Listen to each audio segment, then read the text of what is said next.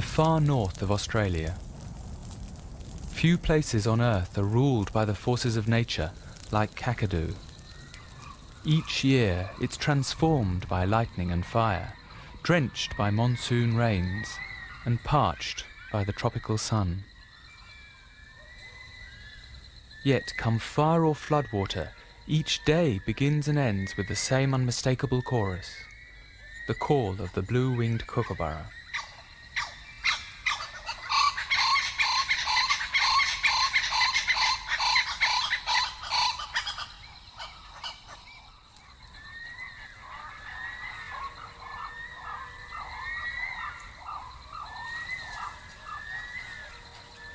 In an old gum tree, a pair of kookaburras are nesting.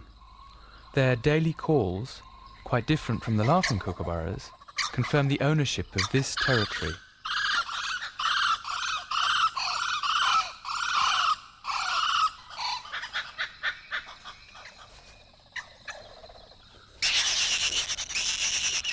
For their chicks, this first year will be the toughest. If they survive, they'll join their parents in the dawn chorus of this magnificent wilderness.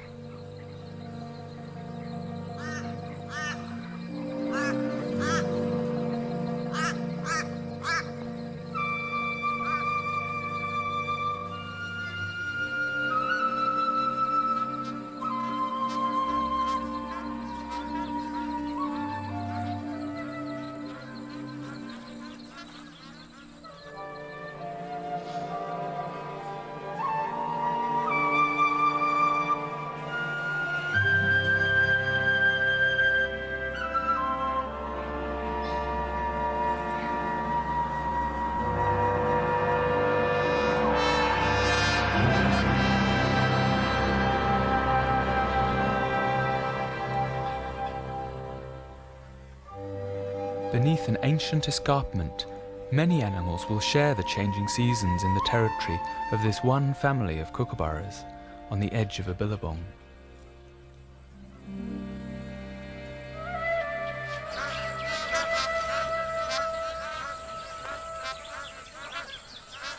For hundreds of magpie geese and other wetland birds, the billabong is an oasis during the dry season.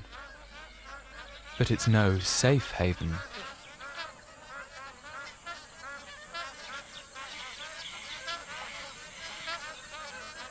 It's October. 6 months have passed with little rain, and the waterhole is drying out fast. As the day heats up, the forest beyond the water's edge can appear dry and lifeless. But looks are deceptive. This patch, just 500 meters across, has been the home of one family of kookaburras for several generations.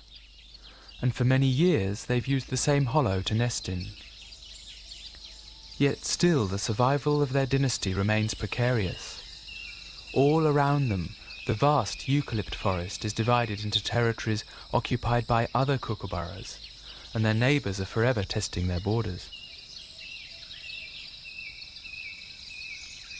The forest floor is divided into territories on a much smaller scale. Kalia skinks negotiate with their tails.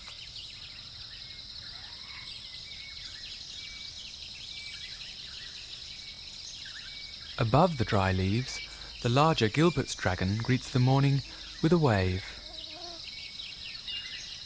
Like the kookaburra's call, these daily rituals tell neighbours that the owner's still at home.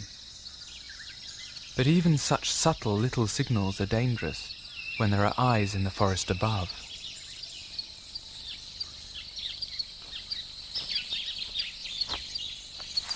Like many other smaller kingfishers, blue-winged kookaburras get most of their food from the dry forest floor. They can readily tackle prey larger than this dragon, but smaller reptiles and insects are chosen for small mouths.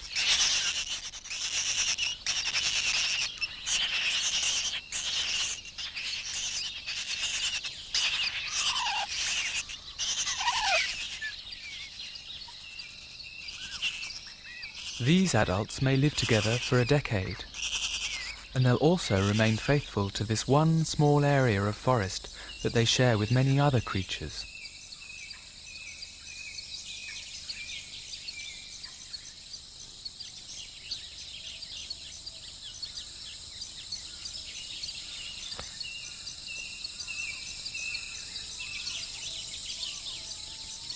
The awakening of the antilopine kangaroos attracts the Gilbert's dragon, for their movements disturb insects hidden in the fallen leaves. And for this active, insect-eating lizard, a tired kangaroo makes an ideal vantage point.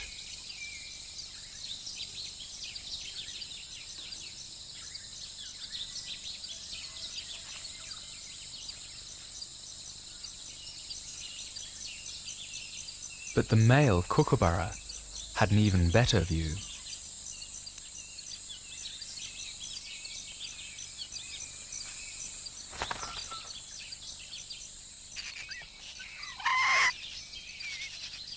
The father's call directs the blind hatchling to another meal.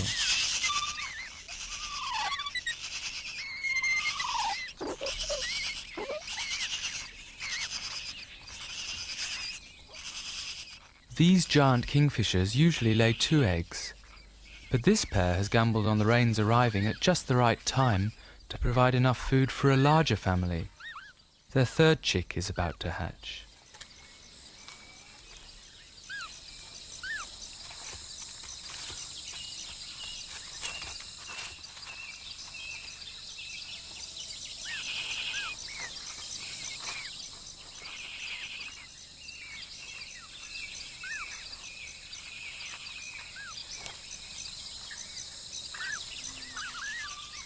Though still blind, the older chicks don't seem to welcome their younger brother. From now on, there'll be even greater competition for food, and there's rarely enough food for 3.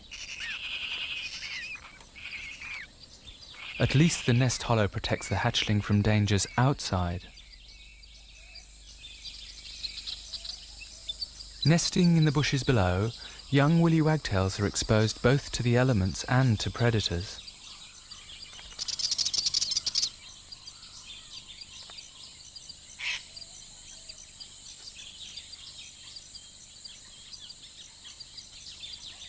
A young dingo, part of the family group whose territory overlaps the kookaburras, is on his way to the Billabong for a drink.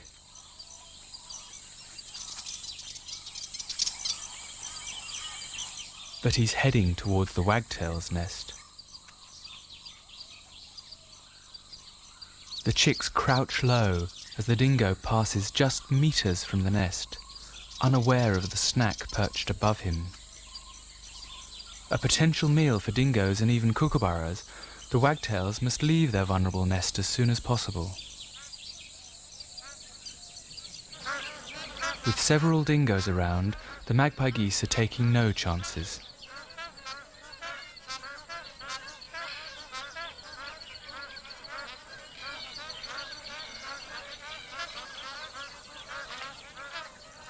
At 36 degrees in the shade and rising, many animals rely increasingly on this shrinking supply of water.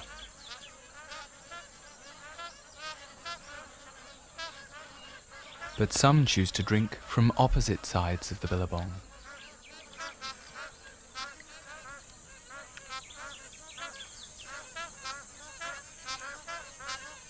Now it's the wagtails that take advantage of a furry perch from which to catch insects.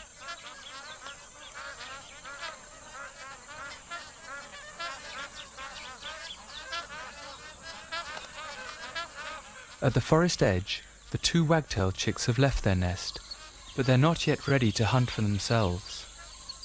Only with longer tails can these fledglings live up to their name, for the characteristic wagging of the tail may be used by the adults to flush out insects hiding on the ground. Mind you, watching the movements of larger animals is an even better technique for that.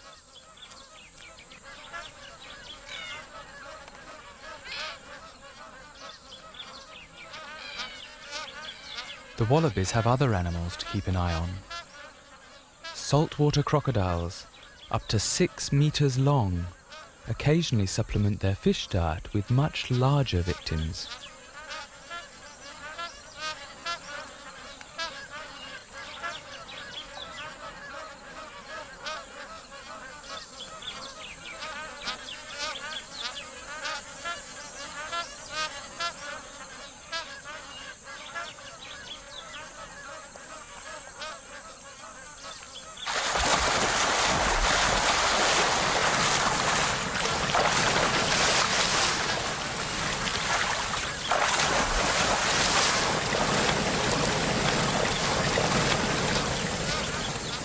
This time, it's caught the wallaby.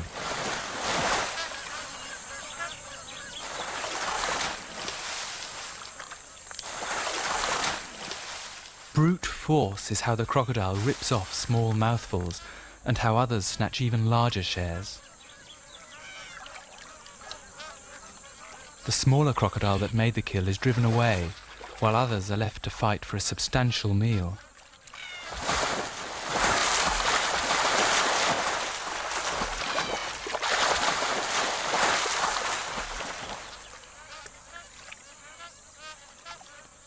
The winner won't need to eat again for the rest of the dry season.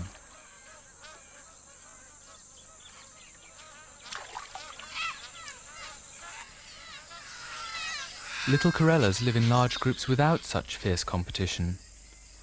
On the edge of the drying billabong, ripe seeds are now so abundant that there are plenty to share.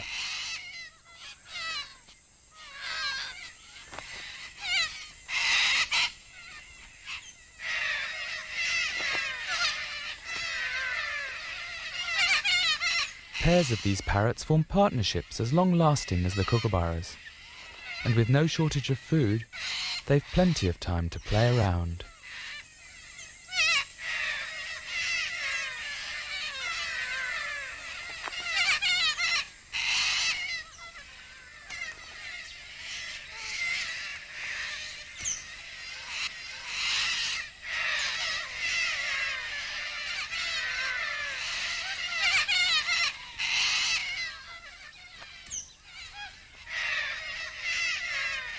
The dry season may provide enough food for seed-eating birds and large crocodiles to take time out between meals, but insects and reptiles are hard to come by. Even the most caring and hard-working of kookaburras will raise no young unless the rains arrive within a month, when these 3 youngsters are due to leave their nest. Until then, the edge of the billabong will be a vital source of scarce food, a prime piece of real estate, and one that may soon need extra recruits to defend it.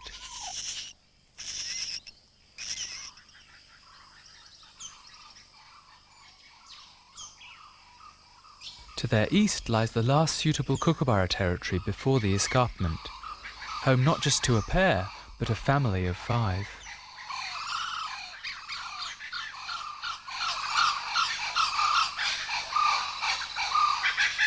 If these extra birds are to set up their own territories, they must move down towards the billabong, for little food and no nest hollows can be found on the steep slopes that rise behind them. This is a landscape of inhospitable beauty, sculpted by the elements.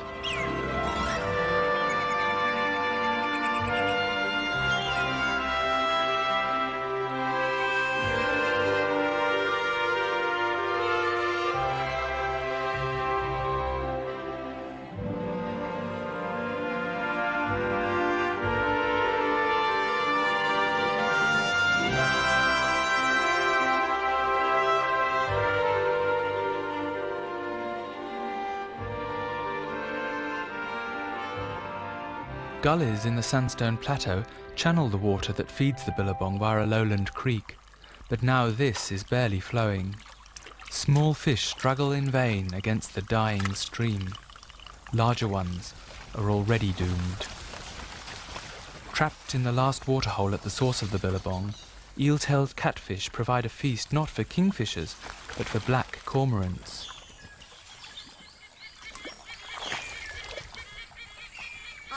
Yet they're not defenseless.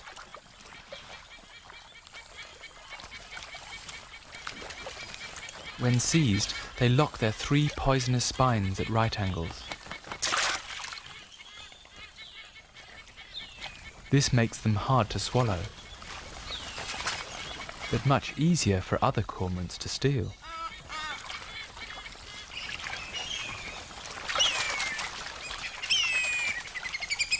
It takes a thief to catch a thief. Whistling kites ensure that justice is swift and poetic.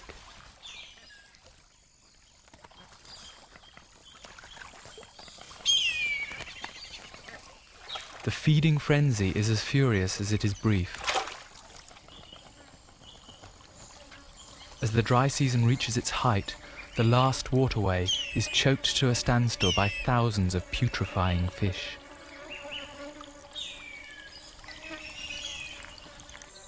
Cut off from the creek that once filled it, the Billabong has only days to last.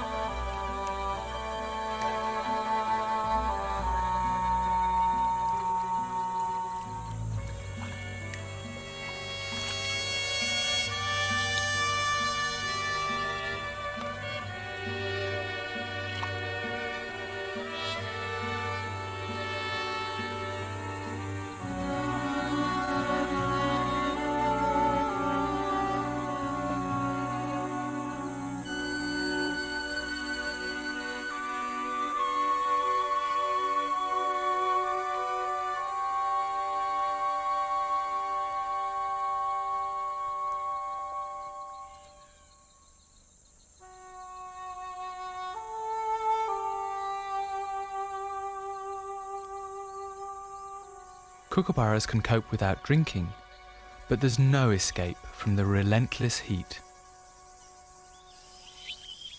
The inside of the nest becomes hot and stifling.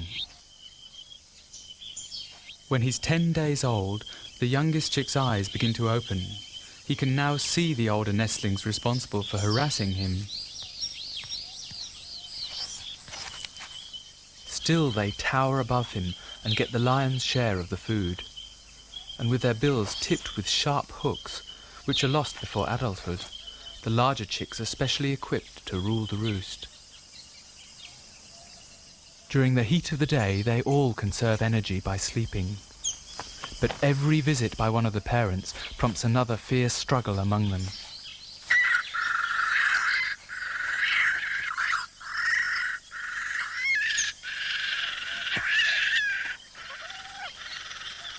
Even the largest chick gets little nutrition from a mouthful of scaly wings. The youngest gets nothing at all. He can't survive this treatment for long. As the Billabong dries out, it exposes new characters.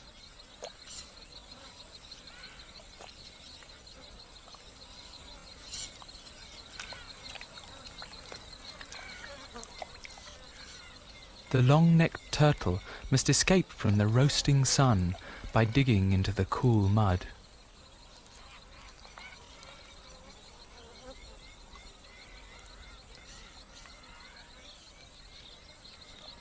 A water python has no such attachment to the dying Billabong. It must somehow find its way out of the quagmire to the floodplains beyond. The trouble is, it doesn't seem to know how to get there.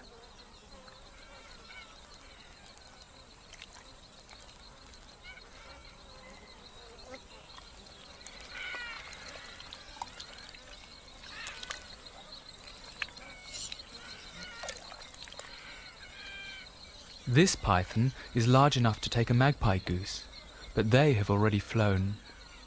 Only the resident family of mud-sifting burdekin ducks are left, and they're hardly going to be taken by surprise now.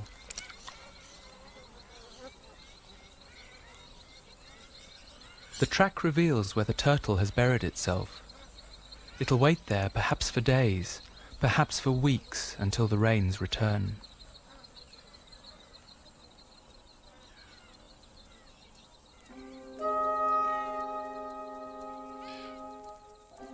Larger reptiles are stranded too. One crocodile has risked the perils of the baking sun to be first to re-establish its territory when rain brings the Billabong back to life. Dust devils dance on the dry plains, sucking the parched soil high into the thermals above.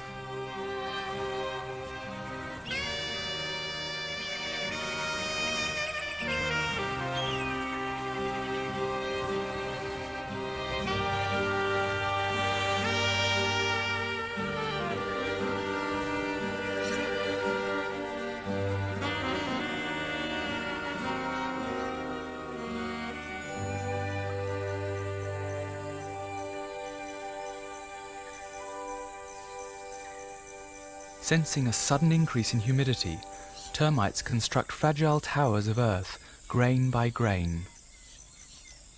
During this brief exposure to the daylight world, the blind and defenseless workers are guarded by a ring of soldiers, with pointed orange heads specialized for squirting poison at any intruders.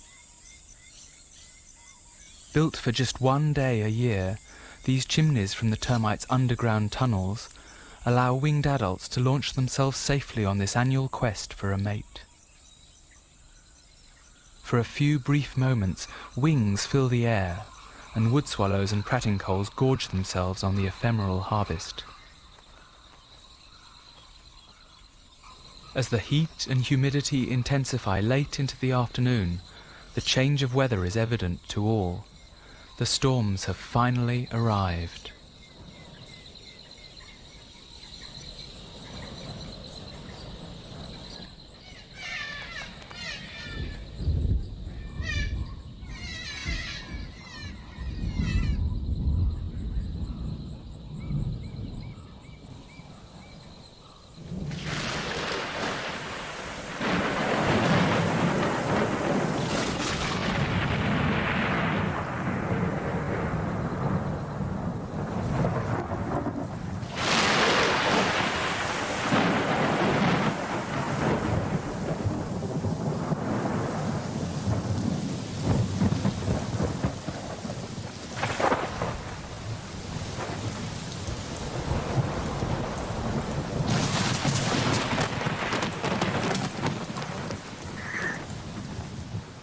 The transformation of the Kookaburra's territory has begun.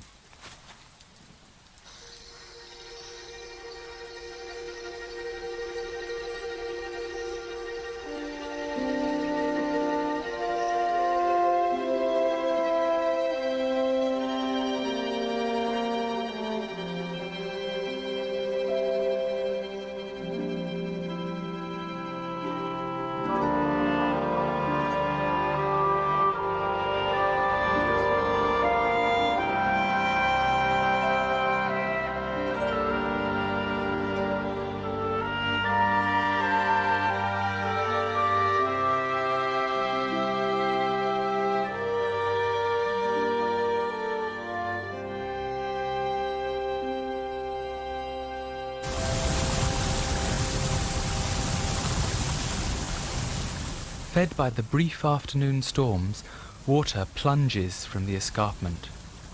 But this is just a prelude to the real wet season. The monsoons have yet to arrive. Within 3 weeks, local showers on the bare, cracked mud have already filled the Billabong. A lake now separates the Kookaburras from their rivals in the sandstone foothills. Each day the calling ritual continues.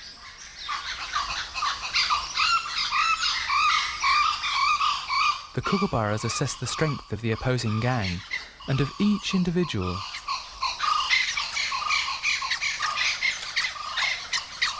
One day, one of them may need a new partner, and he or she could come from next door.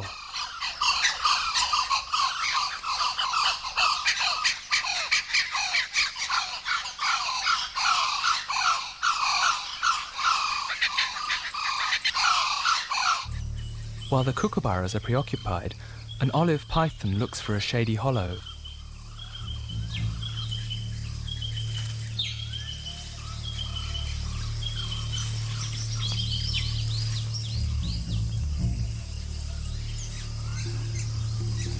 Unlike the water python, which makes its living off dusky rats on the floodplains, this is a serpent of the forest, and its diet is much broader.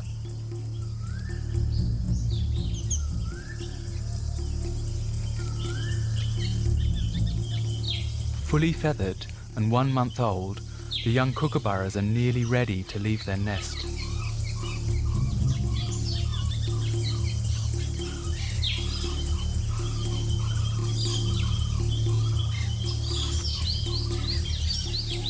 Like all pythons, this is a constrictor. It squeezes the life out of its victims before swallowing them whole. The youngest and skinniest cowers at the back of the nest. Unaware of the danger, his parents continue to defend their territory.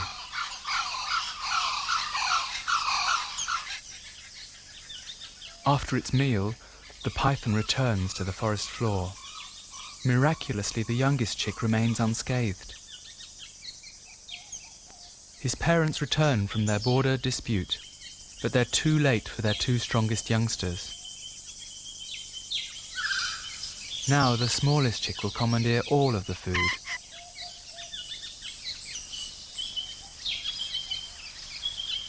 His prospects have just improved dramatically.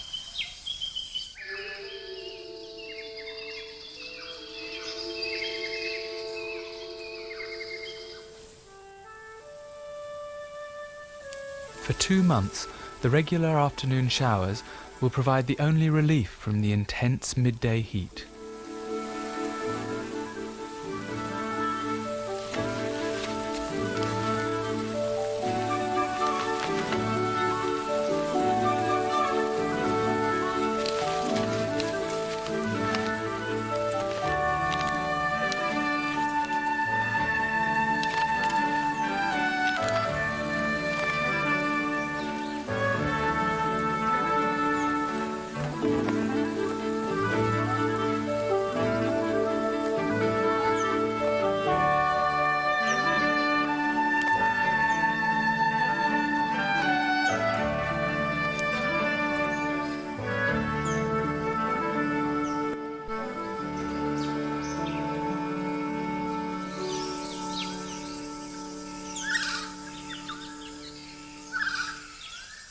Rain bathing helps the birds keep their feathers in good condition, but so perhaps can damp soil.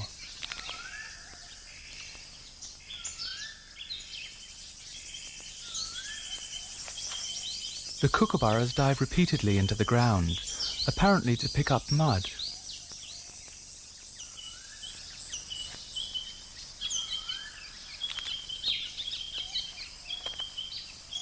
The female, distinguished by her brown tail, joins her mate and seems to work the damp soil into her plumage.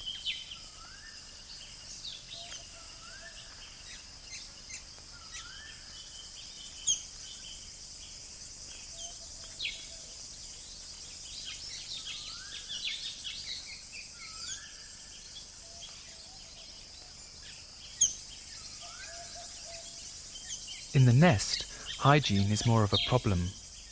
After several weeks of rain, the nest is a seething mass of maggots.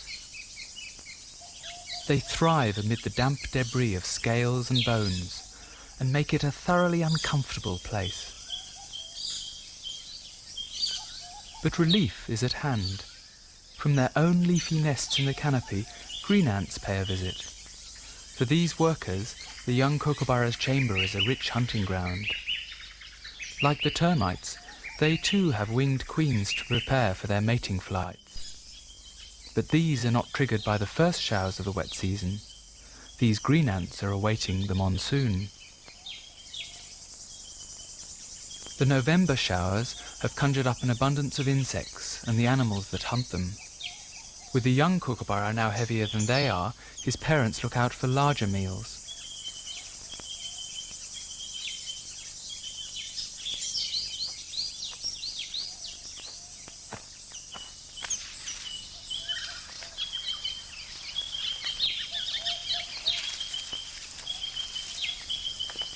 With no competition from bullying siblings, the young kookaburra has grown quickly.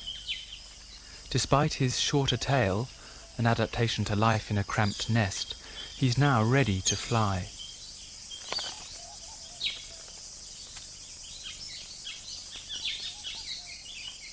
Well, almost ready.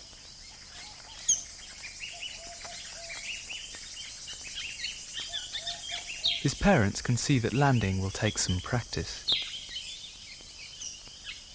Having crash-landed into another tree hollow, he'll have to fledge all over again. His first attempts at flying have left him exhausted.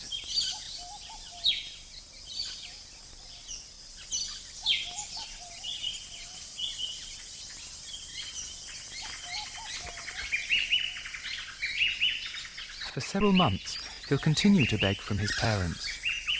In fact, he may never leave them. This is a good territory, and his best chance of breeding is to stay here in the hope of inheriting his parents' patch of the forest.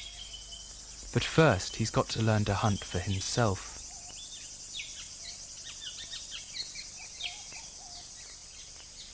For much of the dry season, other creatures lay hidden high within his territory. With the return of the rain, frill-necked lizards have become more active. The adults are too large for kookaburras to tackle, so it's safer for them to show off. It's now their turn to divide this patch of forest into territories with their own flamboyant displays.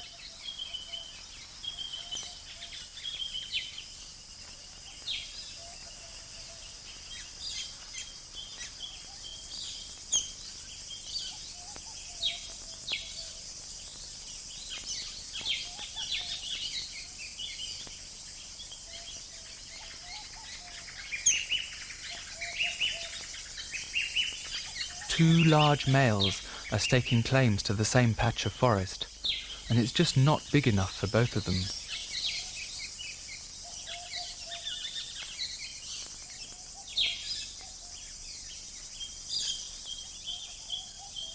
The dispute cannot be settled from afar, so the rival lizard approaches.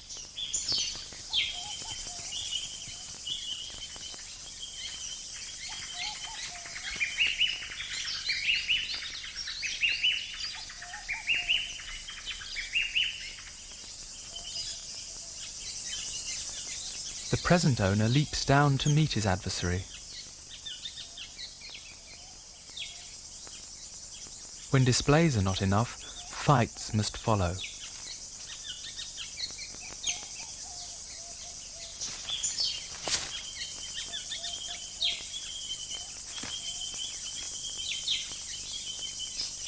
Neither can afford a serious injury. The smaller intruder quickly retreats.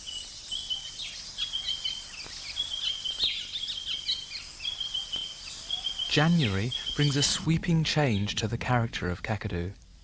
From the northwest, a veil of rain descends over the forest.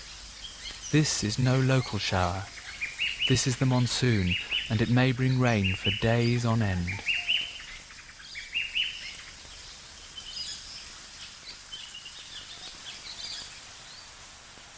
The water rises quickly into the margins of the forest, flooding the edge of the kookaburra's territory and the dingo's hunting ground. The rain falls faster than it can be soaked up by the saturated soil.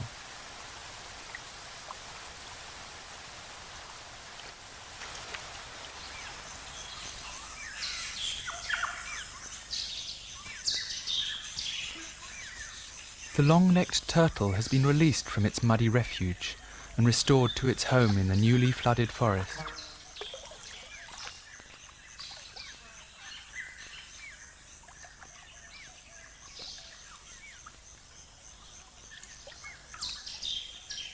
Every animal is soaked to the skin.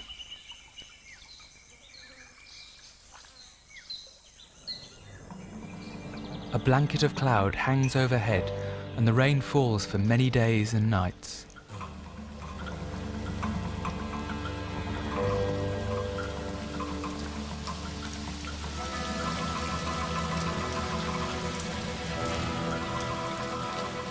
The transformation of Kakadu is now spectacular.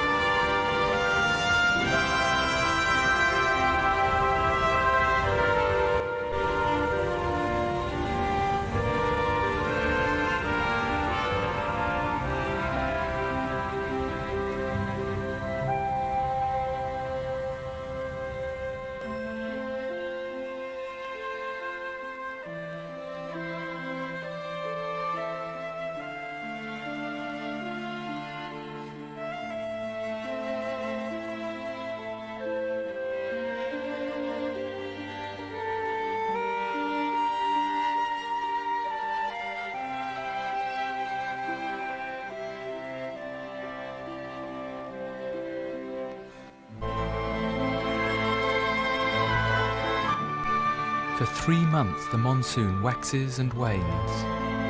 At its height, the rivers burst their banks, and only the tops of trees protrude from the flooded plains. Many animals are stranded.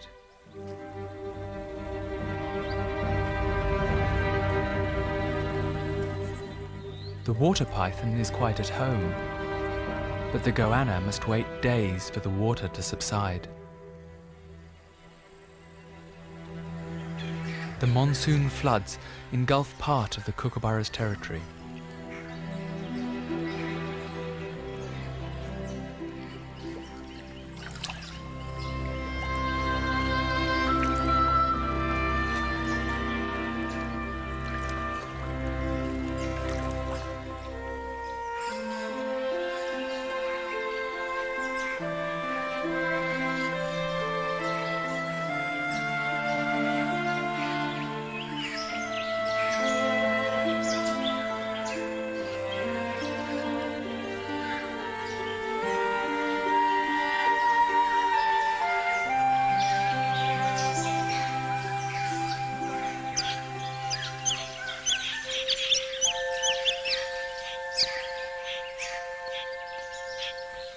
For some creatures, the annual floods signal the start of a breeding season. For the kookaburra, now nearly 5 months old, it's time to find food for himself on the edge of this new swamp.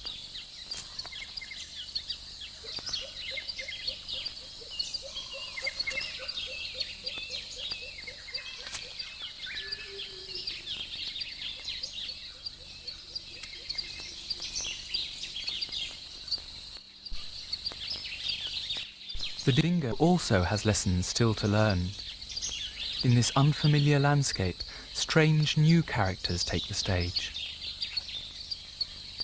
A movement at the forest edge attracts him into the speargrass grown tall on monsoonal rain. Something smells interesting in a clump of pandanus.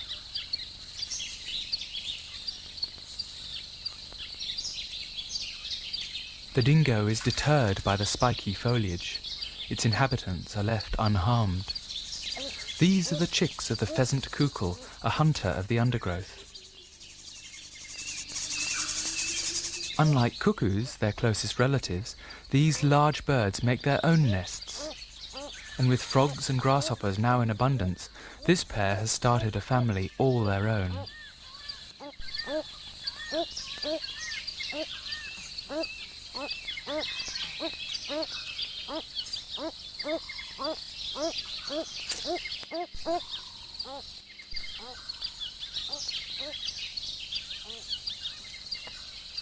Within the swamp nearby, bar-breasted honey-eaters have waited not for food, but for the floods themselves, in order to build their nest above water, safe from the dingo and other predators.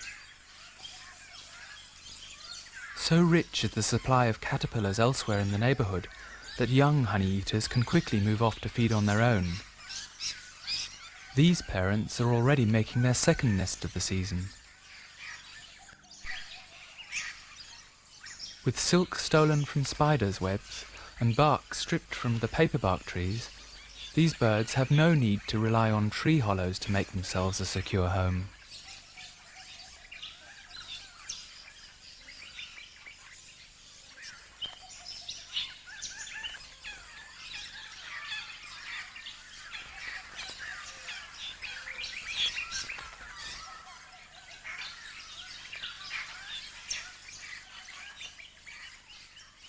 Within 2 days, the construction is nearly complete, and the female tries it out for strength and comfort. They don't risk reusing their original nest. Perhaps this isn't strong enough for the rigours of 2 broods. But others are not so choosy. Fattened with maggots from the kookaburra's hole, large-winged green ants have landed from their first and only flight. They too need silk to make their nests high in the forest canopy, but only their larvae have silk-producing glands. Perhaps for this reason many queens join forces in an act of remarkable collaboration. All lay their eggs in the same hanging basket, and soon they'll have enough silk-producing larvae of their own in the honey-eater's deserted nursery. Pieces of paper bark fallen from the honey-eater's delicate constructions have helped a pair of grebes make a nest that floats. Although this keeps their eggs safe from most predators, the departure of the monsoon clouds has left them exposed to another danger. How can the adults keep their eggs cool enough while they find food in the surrounding swamp? The solution is for each to return regularly to shower the nest with water. This unusual behaviour keeps the vegetation moist and the eggs at just the right temperature. The same pair of grebes may return here each year, but both they and their young must disperse before this magical swamp changes once more.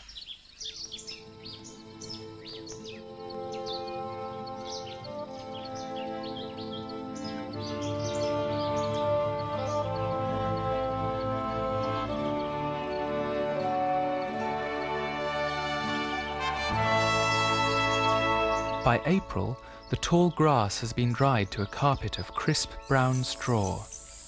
Camouflage will do little to protect grasshoppers here. The grass becomes food now for the inevitable consequence of Kakadu's extreme cycle of wet and dry.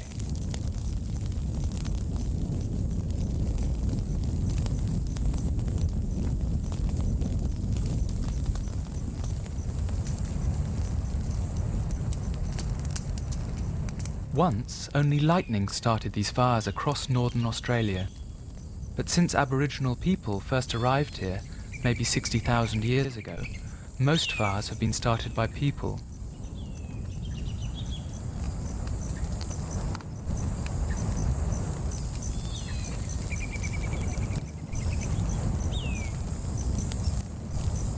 For hundreds of fork-tailed and whistling kites, the continuing practice of this earliest of farming techniques provides another chance of a free meal as they scan the far front for fleeing or roasted grasshoppers.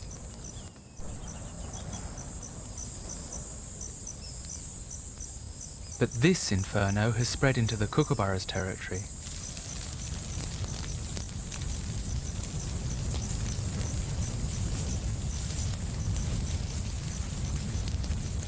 Though kookaburras can profit from the cleared undergrowth and from victims of the fire, they can suffer too. Even after the far front has passed, the young bird must watch as the tree in which he was raised is consumed by flames.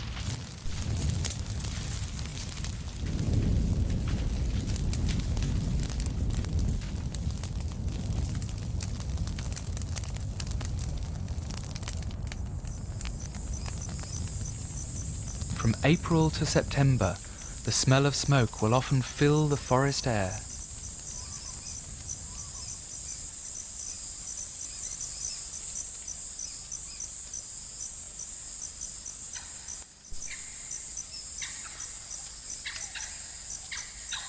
The kookaburras must now find a new nest if their dynasty is to survive. But as life and colour quickly return after the fire, they have more pressing needs.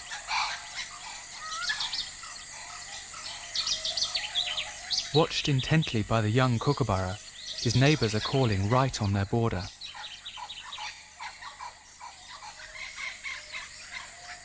These brazen calls must be answered by a different display at a special tree on the border of his territory. Large hollows are so vital to kookaburras that the displays they use to check out potential nest hollows have become territorial rituals. One of the neighbours dives to and from a symbolic nest hollow, giving a distinctive call, much as mammals use scent to mark the borders of their territories. The young kookaburra joins his parents in responding to their neighbour's display. At last they can hold their own against their neighbours.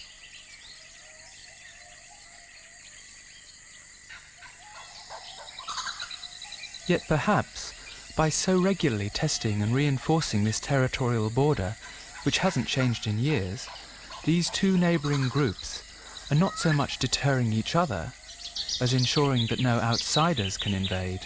Perhaps these apparent rivals share a common interest after all.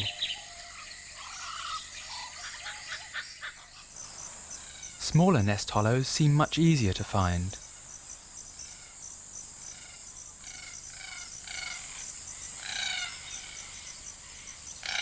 These rare Gouldian finches have found a finch-sized hole not far from a spring on the forest floor.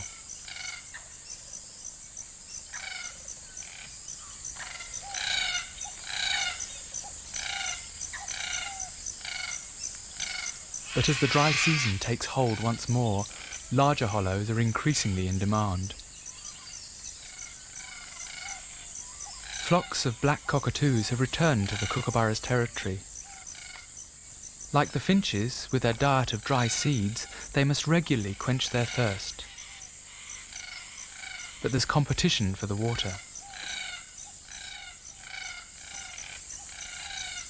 Sulphur-crested cockatoos are top of this pecking order. They're residents within the Kookaburra's territory, and they're not giving up their water supply or their nearby nest hollows for anyone.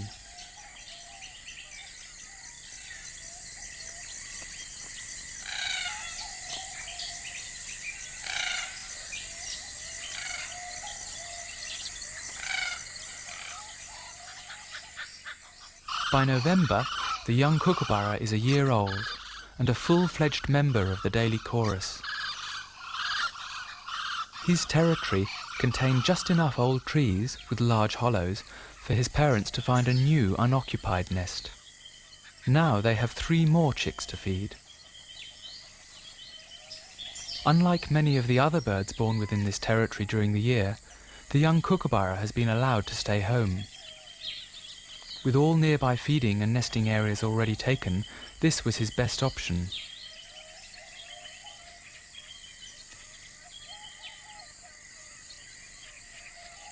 He even helps his parents by feeding the youngsters now that he's the older brother. This dynasty has already lasted for generations. With luck, the young male may inherit this prime territory from his parents. That's his ultimate reward for staying home. Or maybe it'll be one of these young that survives to take over the dynasty and to witness future years of constant change in the nature of this land, here by a billabong, in the heart of Kakadu.